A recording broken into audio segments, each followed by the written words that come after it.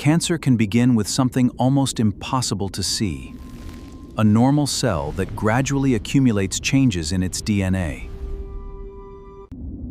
DNA contains instruction control when a cell grows, divides, repairs itself, or stops. Keeping those instructions accurate is critical.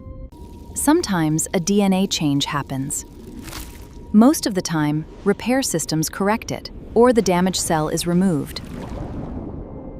If changes affect genes that control growth, DNA repair, or cell survival, the cell can begin behaving differently from its healthy neighbors.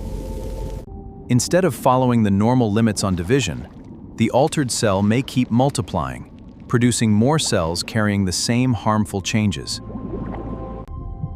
As these abnormal cells continue multiplying, they can accumulate into a growing population that no longer follows normal tissue organization.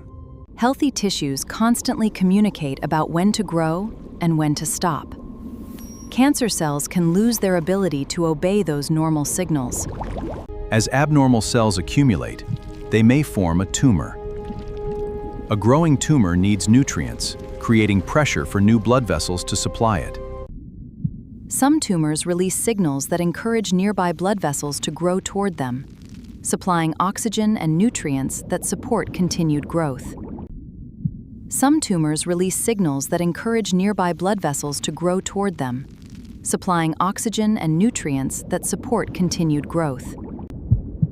If cancer cells survive this journey and establish themselves elsewhere, they can form new tumors, a process called metastasis. Cancer is not usually created in a single moment. It is often a gradual process in which cells accumulate changes that allow them to grow, survive, and sometimes spread.